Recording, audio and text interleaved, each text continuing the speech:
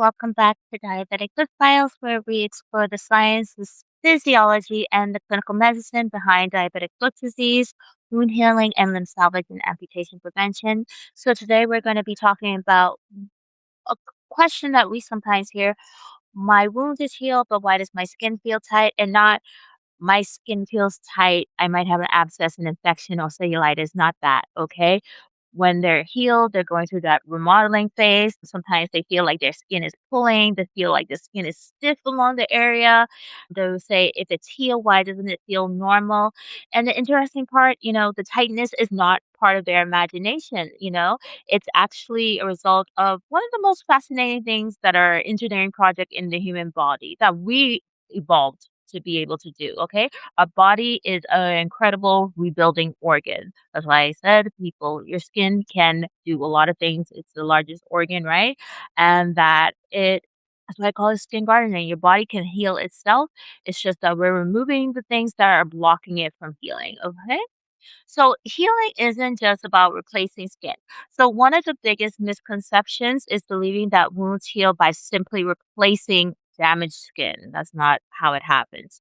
Your body doesn't manufacture an exact copy of what is lost. And I usually tell my patients that it builds something that is good enough to restore the barrier quickly. That's why sometimes they have that fake skin on the top. That's why we have to debride to make sure that there isn't actually a hole still underneath it because it likes to kind of fool us sometimes. So, because the replacement isn't perfect when it's trying to cover it up. And from an evolutionary standpoint, closing the hole is far more important than making the skin beautiful in that aspect. So that's why it's going to be a lot of little scar tissue. But an open wound means that there's more metabolic demand, there's dehydration, there's a higher risk of bacterial invasion, blood loss. So nature is prioritizing your survival, not perfection. And that's why these scars and the tightness exist, okay? So of course, to understand the tightness of the skin, we have to go through the four stages of wound healing. Hemostasis, stage one, we have the blood vessels that constrict, the platelets activate, fibrin forms, the clot seals the wound, and this is like emergency road repair. Stage two, the inflammatory stage, which a lot of diabetic foot ulcers are stuck in, is when the neutrophils and the macrophages arrive, the dead tissue is being removed, the growth factors begin signaling repair. Nothing feels tight yet. The body's simply trying to clean. The proliferative phase, like I said, my favorite phase. I feel like magic is this is where magic happens. This is when things become quite fascinating. The fibroblasts migrate into the wound, the blood vessels grow, granulation tissue forms. It's amazing. I love it. I love the proliferative phase because no day is the same with a proliferative phase. Each day it just keeps on wowing me. Oh, I'm like, wow, wow, wow. I always get excited because when I know that the patient's in the proliferative phase, I am very excited because I'm always excited to take off the wound dressing and see how great it looks. It's just like a makeover. It's just like every new episode, which is the dressing change, it looks better and better and better when we finally get to that beautiful proliferative phase. But some fibroblasts undergo some one of the remarkable transformations in biology, and they turn into myofibroblasts. So, what are the myofibroblasts? So, if fibroblasts are the construction workers, myofibroblasts are construction workers with winches. So, these are specialized cells that contain proteins usually found inside smooth muscles. So the alpha SMA isn't simply a wound healing protein, so that's a particular protein. It's a part of the actin cytoskeleton that allows the myofibroblasts to generate this mechanical force. So I'm gonna just do the basic mechanism. So the actin, and this is gonna bring us back to boards, maybe some PTSD. Actin, myosin, and ATP that causes a force generation, right? And the myofibroblasts develop these specialized structures called stress fibers that contain a large amount of this protein called alpha SMA. And these connect through focal adhesions to the extracellular matrix. This gives the cell a way to essentially grab the wound matrix and pull on it to cause like the wound contraction, right? And the mechanical chain roughly looks like that. the protein, the alpha-SMA protein containing stress fibers, the actomyosin contraction. Then there's these focal adhesions that transmit the force. Then the extracellular matrix gets pulled, and then the wound edges move towards one another, and that causes the wound contraction. So this is happening during that proliferative phase, but it also happens sometimes a little bit in the remodeling phase when it gets tighter and tighter. But this is why the alpha SMA is closely associated with wound contraction. So what is it? It's called alpha smooth muscle actin. Sorry for that. I didn't explain exactly what that was. But in diabetic studies, it's actually quite altered in diabetic foot wounds, okay? Diabetic wounds in general, they're altered. They have an altered expression, and it makes an abnormal myofibroblast behavior. And this can depend on the wound's age, the tissue compartment, the diet, how long the patient had diabetes, species, the stage of the healing. So alpha smooth muscle right? Actin is essentially part of the contractile machinery that turns fibroblast-derived myofibroblasts into a cell capable of like physically pulling on the wound matrix. Okay, so pretty much it just gives the wound the ability to contractibility. Okay, in other words, they can pull. So this is not just collagen. This is not producing collagen. This is pulling the tissue. So imagine thousands of microscopic people grabbing ropes and attaching to each edge of the wound and pulling them simultaneously, which is causing the wound contraction, right? So why does the body shrink the wounds? Okay, this is another evolutionary process to reduce the amount of tissue that the body has to rebuild. Let's say there's two wounds. One wound is 10 centimeters squared. Another one contracts down to 3 centimeters squared. Which one will require less collagen? Which one will require less blood supply? Which one will require less oxygen? Which one will require less time? Obviously, the smaller one. So wound contraction dramatically reduces metabolic demand. And that's another thing people don't really understand is that having a wound is extremely metabolically demanding. That's why nutrition plays such a huge role in it. Okay. So when the wound is closing, you're actually saving and generating energy for the patient. Like you're saving energy for the patient. So when it comes to the biomechanics of wound contraction, right? The myofibroblast doesn't just randomly pull. Like I said, it attaches to the extracellular matrix using specialized adhesion complexes called integrins. Okay, so the integrins connect inside the cell, then the cytoskeleton, and then our alpha smooth muscle actin stress fibers, then outside the cell, and then the collagen and fibronectin. So when the cell contracts, this surrounding matrix contracts too and multiply this by millions of cells and the wound physically shrinks, okay? There's something called mechanotransduction, and this is the conversion of mechanical force into biological signals. So the cell is not just responding to chemistry, it's actually responding to the tension. I won't get too into the chemistry of it. I don't want to get too technical about it.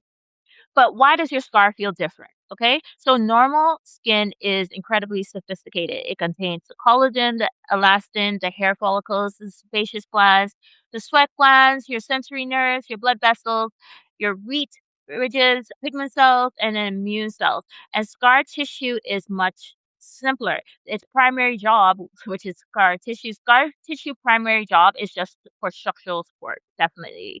And the body lays down a large amount of collagen quickly, right? Initially, it's type 3 collagen, which is later remodeled towards type 1 collagen. But the speed comes at a cost. So the collagen fibers are initially disorganized and then gradually aligned along the mechanical stress. So even after remodeling, the architecture never fully matches the uninjured skin, which is true. I always try to make patients understand that it's never going to be the same. But that's not a bad thing, okay? We're just happy that it's closed. That's the best thing, right? And we want to prevent recurrence. That's the biggest thing.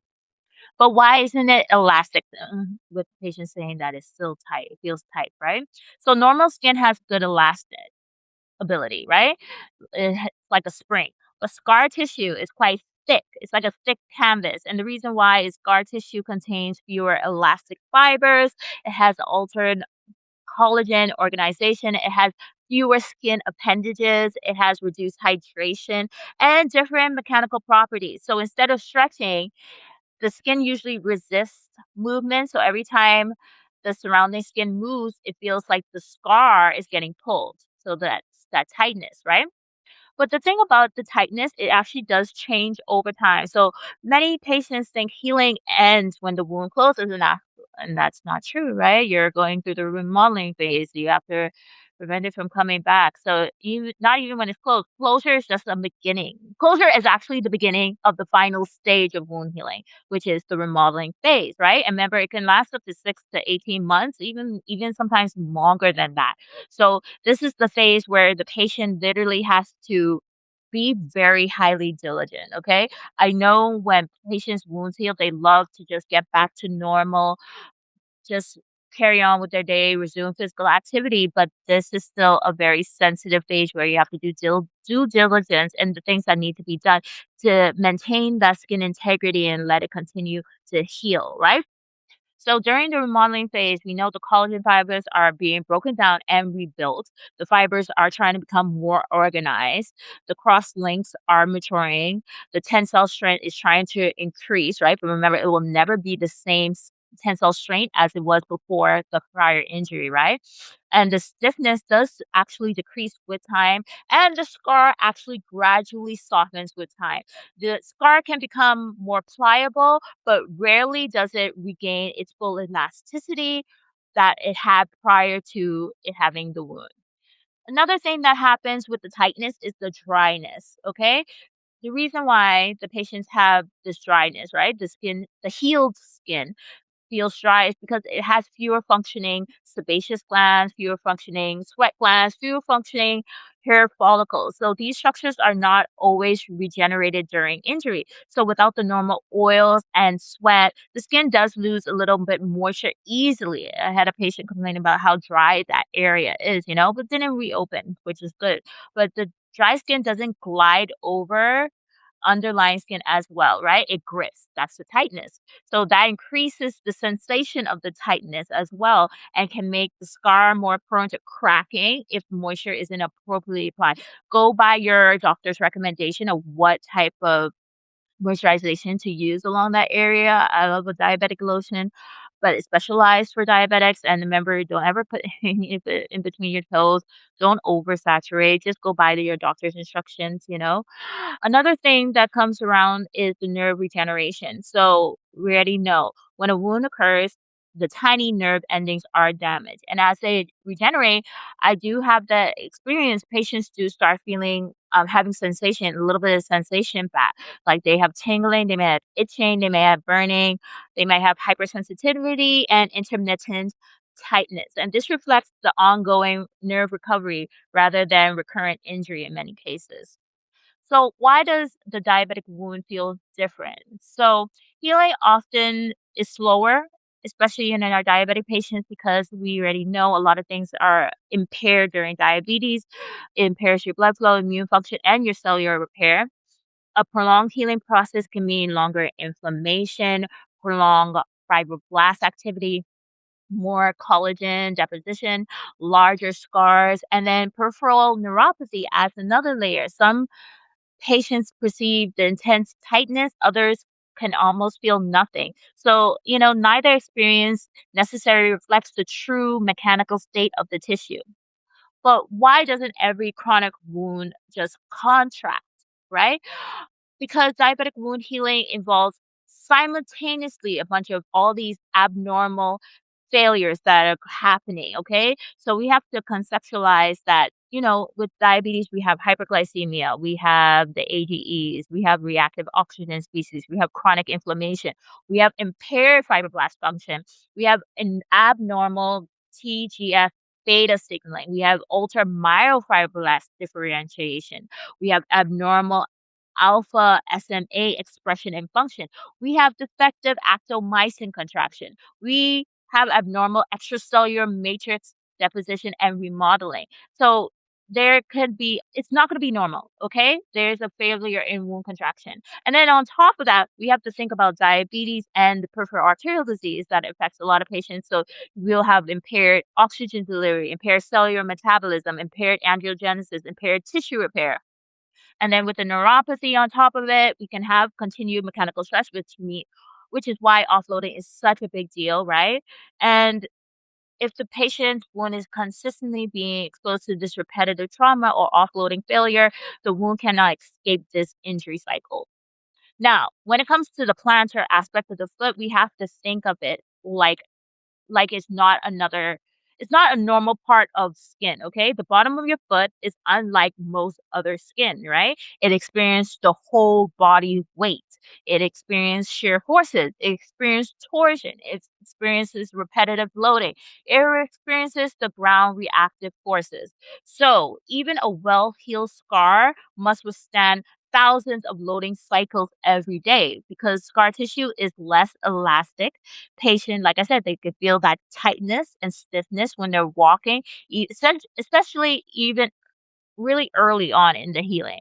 This is one reason why gradual return to activity, protective footwear, and ongoing monitoring is so extremely important. Okay. So I know one thing I know some patients love to do once you're healed or during the remission, right? Or remodeling phase, they love to go missing. Okay. They love to go missing, and then I get contacted when something happens. That's why I get scared. I'm like, "Uh-oh, what happened? What happened?" Because 'Cause you're supposed to follow up frequently.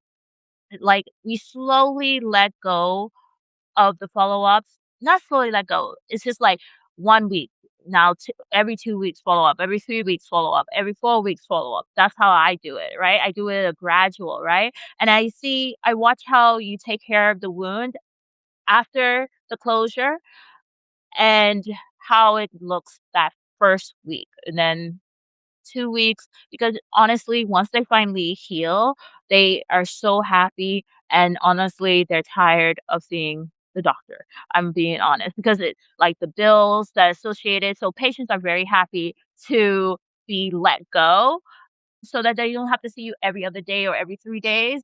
But it's very important that you consistently follow up when they say that you have to. Do not go missing just because you're healed. That one thing I've noticed that is a very common theme. They go missing after they heal, they resume normal activity, normal life, and then you come back when you have a wound. And the problem is that when you have neuropathy and you're happy and you're resuming back to normal activity, I just don't like it. It's a behavioral thing.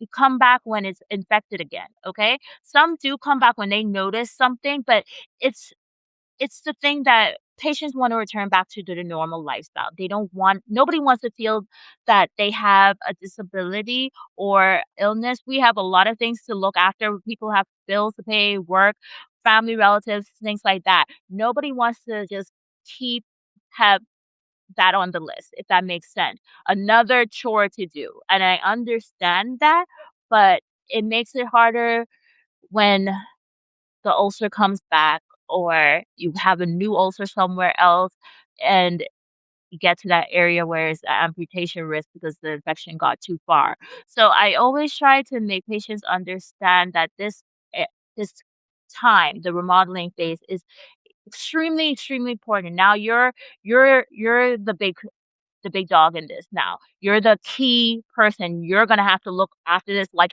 it's a baby. You're gonna have to protect this, take care of it. That's why it's extremely important to be diligent. I like I always say, I understand being excited to return back to normal activity, but this is still the time to be very, very diligent. Okay? Sorry for that tangent. Now, some questions ask, will the tightness ever go away? This is a very common question, but for many, the tightness will improve significantly over months. Okay. The scar will become softer, mobility increases, discomfort decreases. However, the healed area usually never will become identical to the original skin. It doesn't. Okay. Scar tissue generally reaches 70 to 80% of the tensile strength prior of the prior uninjured skin, okay? Before it had a wound, okay? So it will always remain biologically and mechanically different. Okay. That doesn't mean it's not going to function well. Your body is made for survival and to help you function. Okay.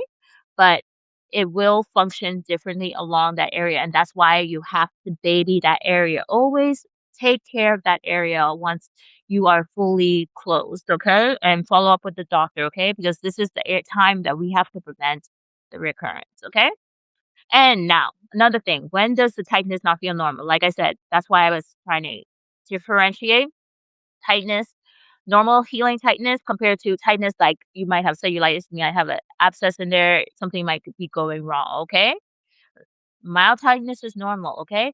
But if there's increased redness, warmth, swelling, worsening pain, drainage, foul odor, reopening of the wound, rapid increasing stiffness associated with skin breakdown, no, you have to you have to come back immediately, okay? So just keep that in mind, okay? So bottom line is the take home is you know, if the patient says my wound is healed, it still feels tight, remember that when we're healing is often a legacy of months of cellular engineering. So millions of cells contract the wound, laid down the collagen, rebuilt the extracellular matrix, restored the skin barrier, and began the remodeling process that will continue for well over a year. Okay. So you're still in the wound healing phase. You have to remember that when that wound closes, you're still in the wound healing phase. Okay. It's not over yet. And, for patients to understand the biology, clinicians to understand the biology, we have to educate the patients. We have to set realistic expectations and recognize that healing is a progress, okay? And progressing is normal. And we have to identify when that progress goes off the course that we want the patient to go on, okay? So I hope this episode was helpful. Thanks for listening to Diabetic Foot Files. I'm Dr. G, and take care of your feet because they take care of you.